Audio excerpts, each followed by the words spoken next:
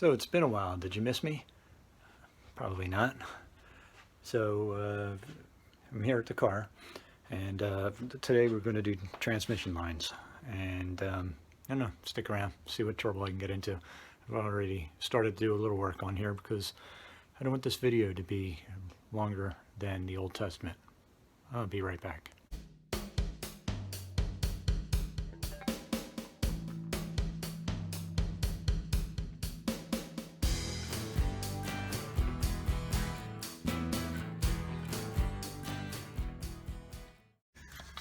Okay, so I forget where I left you. So I did get the line back. And I want to make sure that this is lined up properly. And I'll go and screw this on. Alright, so again, another pain in the ass job, but I was able to get the front line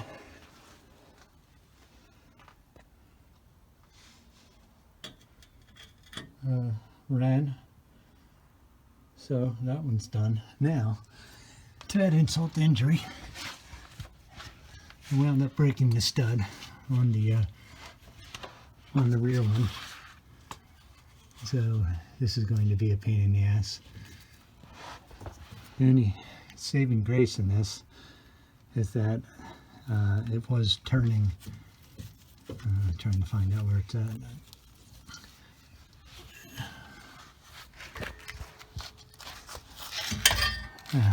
Right there, a little hard to say, but I'm hoping I don't have to drop the transmission.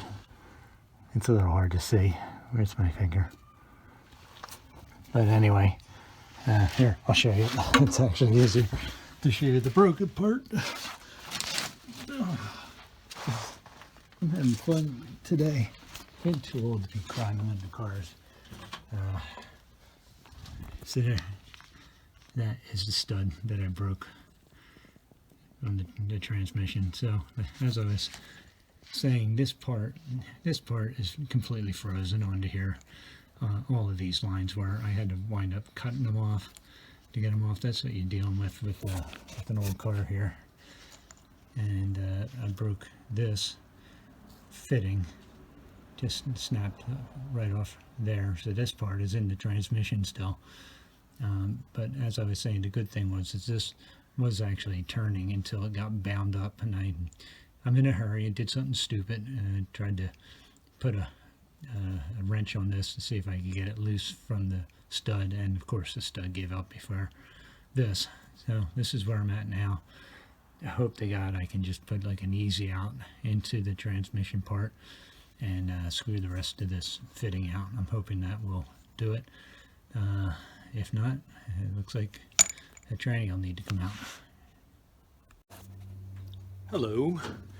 So I'm back with the transmission lines for the Dart. So I wasted a lot of time this morning trying to find this fitting for the transmission that I broke. Unable to find it. I did find one online, but it's going to take a few days to get. So in the meantime, while I deal with that, I did actually get one of the transmission lines snaked in here. If you can see that. And here's the other one, which is a good bit longer and goes across the radiator to the other side, down here. Where's my finger? Down this side. This one's going to be a little more difficult, as you can see, as it kind of snakes underneath the intake and exhaust manifold. So that's what I'm going to try to work on now, and I know this is going to be a big pain in the neck, so I'm only going to show you hopefully the end result with this.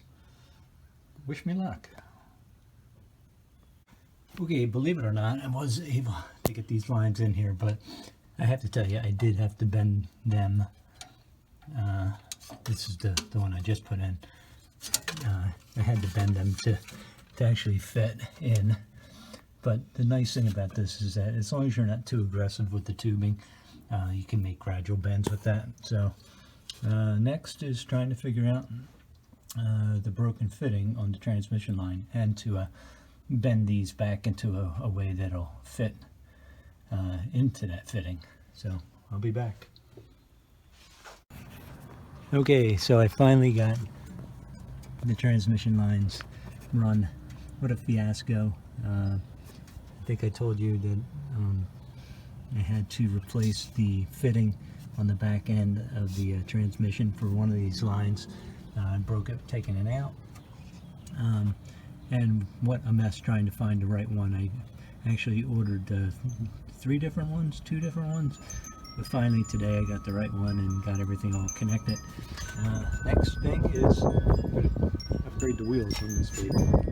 So this is a before shot. And we will see. I'm going to empty out the trunk of all this stuff. And see what it looks like with the different wheels on it.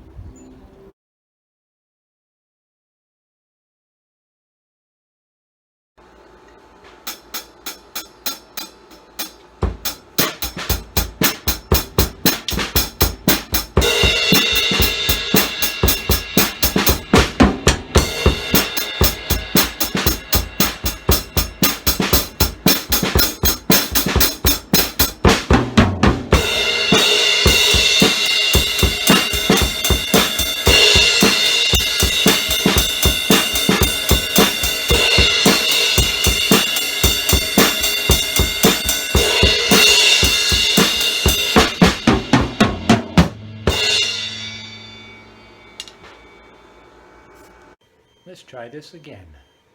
Welcome to the J. Reagan and Wilson channel. Listen, look, I'm on TV. Not really. Alright, center caps. They get held on by these bolts. They go in the back, which match up to these bolts on the rim. So let's see what we got here. So we got these little nuts here.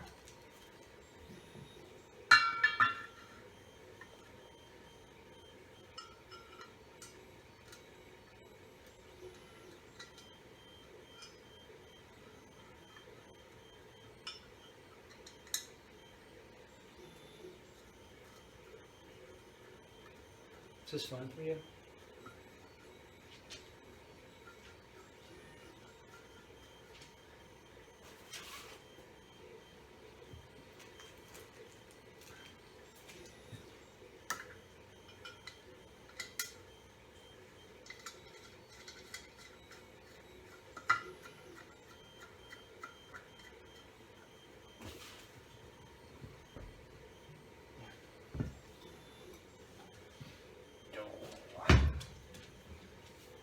You want to take a close-up look at this?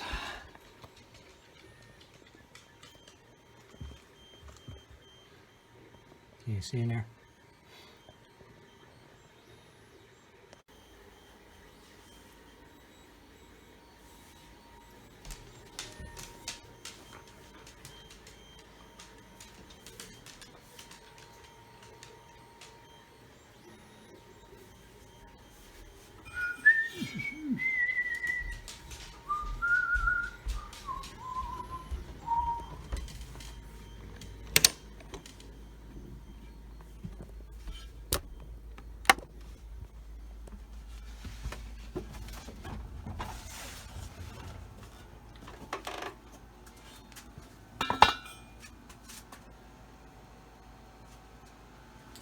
And some new tires, new rubber. A little video here of how to put a tire onto a rim. So check back. I'm so tired. I haven't slept a wink. Get it? Tired? Alright, bad jokes. So let's do this. I've done a couple already. and it seems to work. So first thing we do, put the black walls on the outside, because I don't want the blue walls, which this is actually probably white, but anyway, put a little sudsy soapy water on the bead, maybe a little on the rim. Then we're going to get the bottom end in first.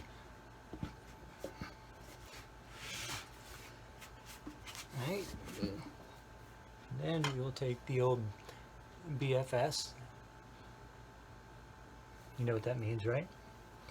And then what I'm going to do is just sort of pry with this screwdriver.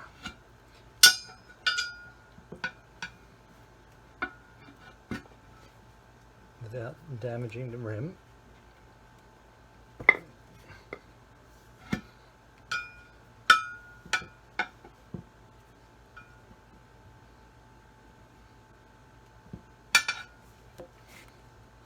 Let's go slow and do a little at a time.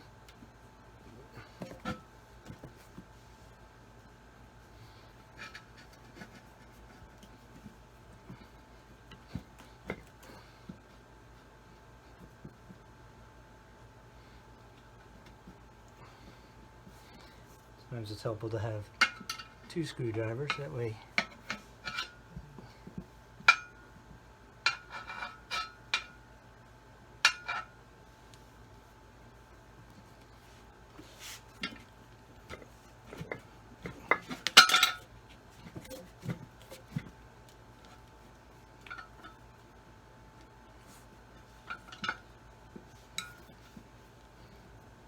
what you want to try to do is make sure the inner one goes in first.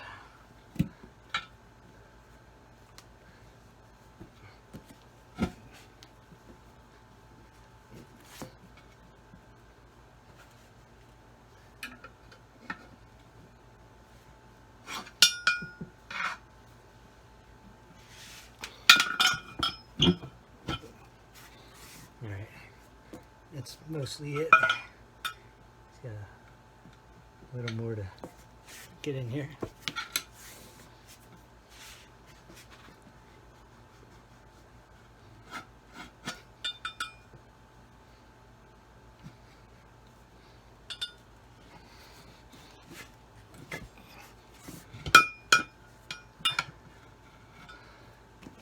There we go. Alright, so that's on the inside. Alright, the next thing we do is put a couple of 2x4s down. Rest the rim on that.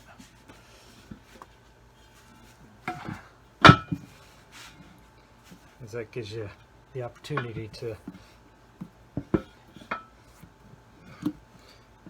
start the bottom end of the tire without it sort of hitting on the ground. And you use sort of your knees to get this thing started.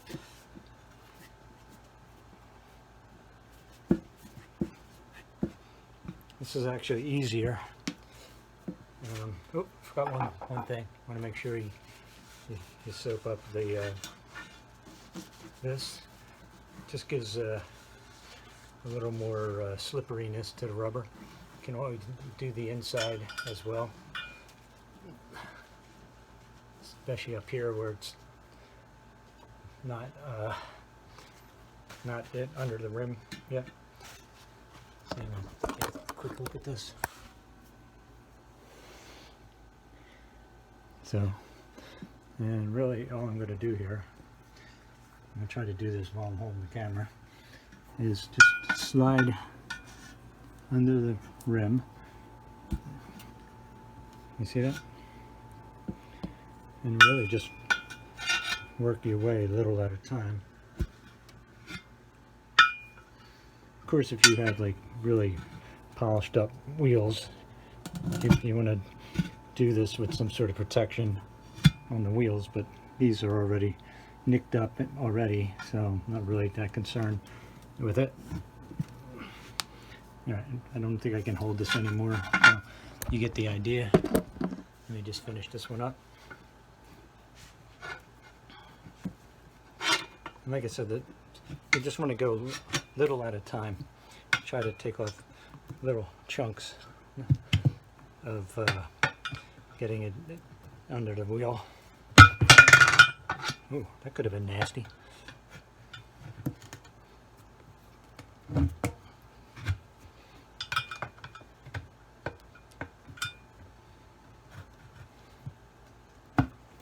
There it goes.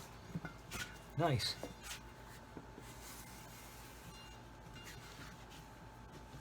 The rat. So there you go. And all these need is to get some air filled up on them. So off to the last one, and thanks for watching.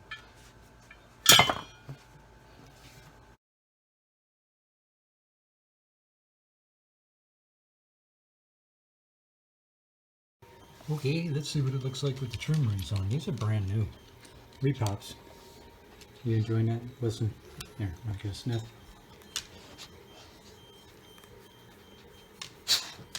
What do you think? Always go back one better with some dog slobber. What do you think? Ah. Get out of here, you turd. Alright, let's see. In the way.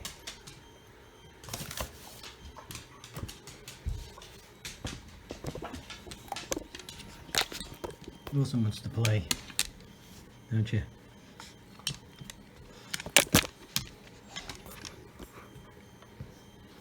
Now, come on, we have to show these nice folks how to do this. Let's do it this way.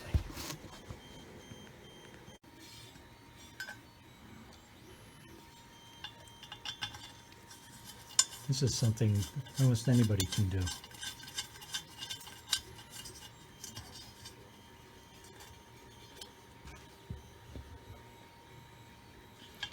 Even my old buddy Wilson's looking. What do you think, Wilson? You want to try your hand at this, or your paw at this?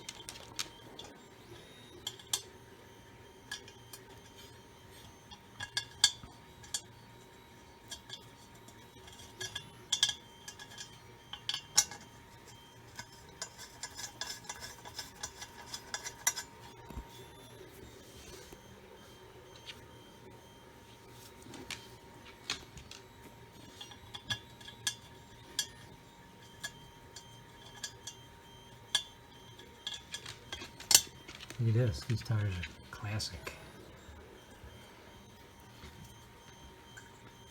These are actually the cheapest tires that I could find.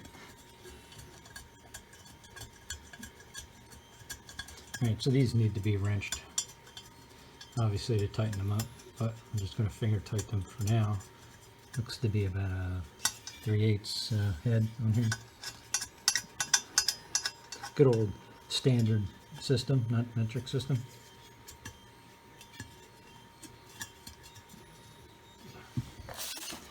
All right, let's do the reveal. Oh. What do you think? What do you think, old buddy Wilson?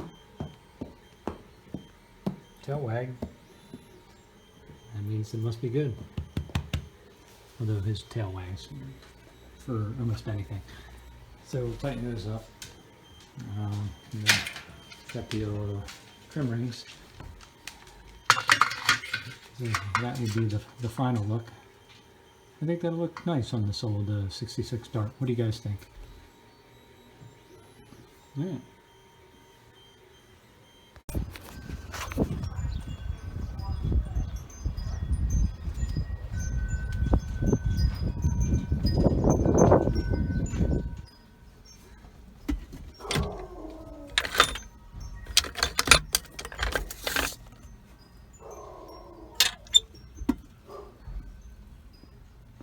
Alright, there's the after shot.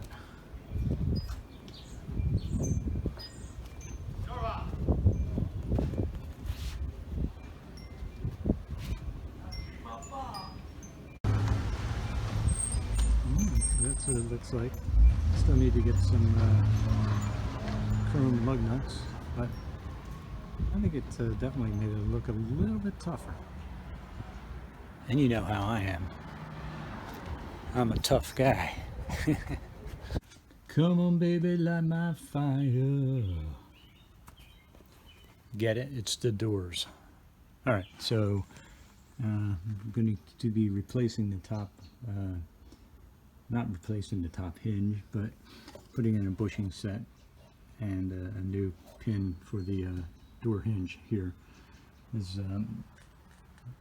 I'll show you in a little bit of video clip that the door sags and doesn't close properly down back here. So I'm hoping by replacing the bushing and the pin that we'll be able to line the door a little bit better. So check back with me, we'll see how we do. So here's the set. Got a new pin and the bushings for the appropriate pin. So let's see if this all works, fits. So I didn't think I'd have to take this hinge off, but there's really no way to drive out this old bushing without the hinge off the car. So that's what I'm doing now, using this punch and knocking out these brass bushings, put in new bushings.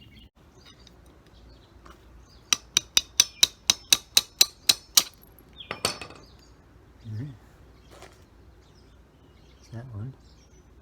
Try for the second one.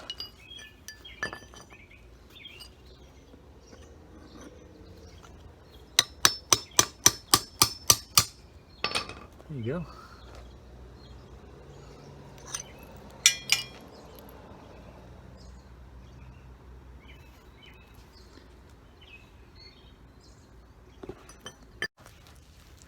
Good.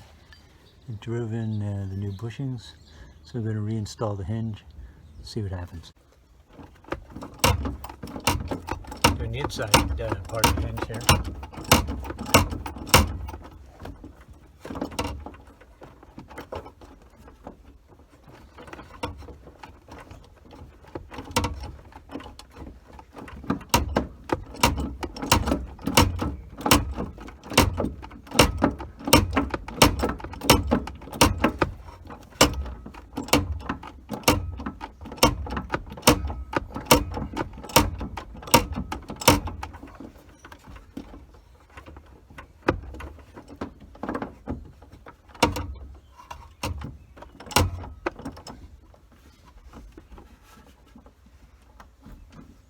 I did try to mark this hinge.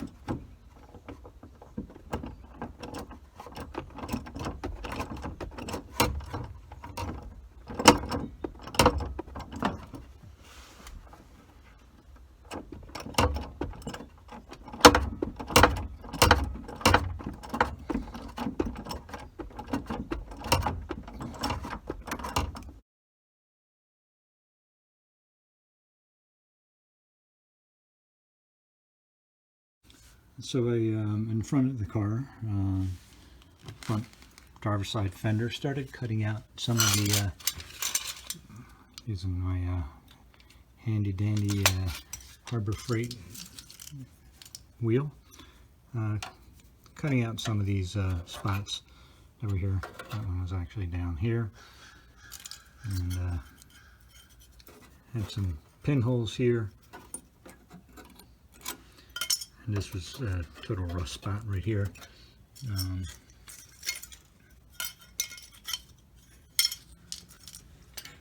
What happened with that spot? There it is. So anyway, it's not really that big. It's about the size of my hand. And there's a piece of molding that goes along here. So I can maybe hide some rivets down here. And then probably weld either that or make a crimp here and put in a piece here and put some putty over top. But that's where we're at now. Inside structure looks really good.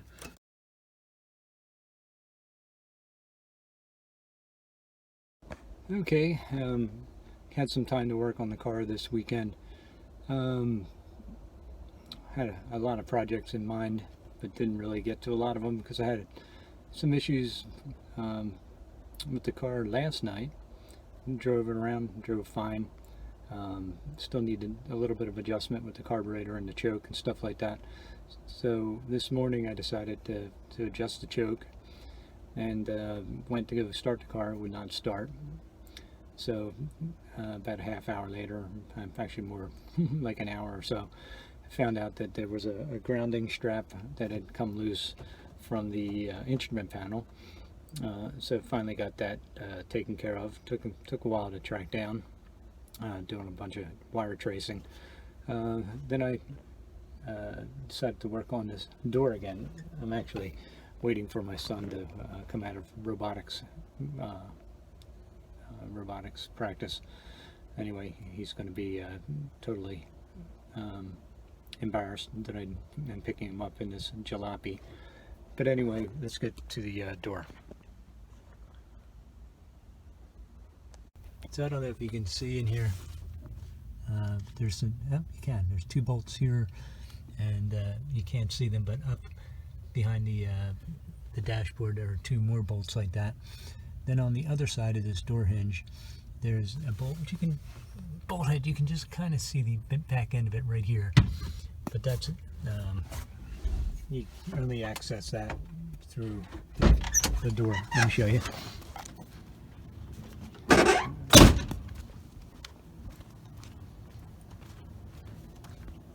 So this isn't perfect. We got a little bit of a bind here, but at least the door opens now. So what I wound up doing is rebuilding this one hinge, put new bushings in it. That didn't really seem to help. Then the two bolts that I'm talking about, I mean, I'll be able to see them, but one is here and really difficult to get to, and the other one is down here for those hinges. And like I said, it's really hard to get. They're like back in here. I did finally loosen all of these, which allows you to move the hinge up and down. So what I wound up doing is loosening all those bolts, put a floor jack underneath the door, loosened all the things, all the bolts, and then cranked up on the door. I don't know, maybe about a half inch or so, and then tightened one bolt, and that seemed to do it. So actually shuts a lot better now, except for this bind mark, but we'll fix that at some point. I'll have to adjust the fender.